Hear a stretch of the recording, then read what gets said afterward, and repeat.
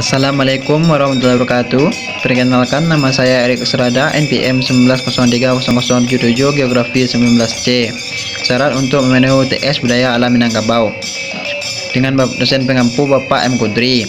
Saya sedang berada di Sanggar Inuang Sakti di Balai Pemuda Jorong Ujung Ladang, Nagari Kotosani. Tari Piring ialah sebuah kesenian yang mana gerakannya diambil dari gerakan silat yang dilengkapi dengan piring, sehingga lahirlah yang namanya tari piring tersebut. Baiklah Pak, saya akan masuk pada pertanyaan pertama. Bagaimana sejarah tari piring di Ujung Ladang? Sejarah tari piring ini, kalau kita lihat sejarah tari piring ini ialah sebuah warisan dari nenek moyang yang mana sampai sekarang ini masih dilestarikan, yang mana tari piring ini secara turun temurun sampai saat ini masih dipertahankan oleh masyarakat Ujung Ladang.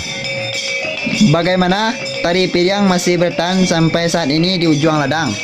Kalau dari tari piring sendiri masih bertahan sampai saat sekarang ini dikarenakan pemuda-pemuda dan penghulu-penghulu niniak mama telah kompak selalu mengadakan latihan tari piring untuk melatih anak-anak muda sekarang ini untuk mewariskan tradisi dari orang-orang terdahulu sehingga tidak terlupakan, dan tari piring ini dipakai oleh seluruh masyarakat dalam acara-acara penting.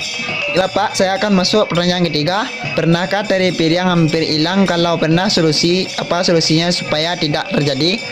Tidak pernah, dikarenakan seperti penjelasan saya yang kedua tadi itu, ya, tari piring ini selalu dilestarikan dan dipertahankan. Dilihat dari pemuda-pemudanya juga antusias untuk melaksanakan tari piring ini. Baiklah Pak, saya akan masuk pertanyaan keempat. Apa hubungan tari piring dengan masyarakat Ujung Ladang?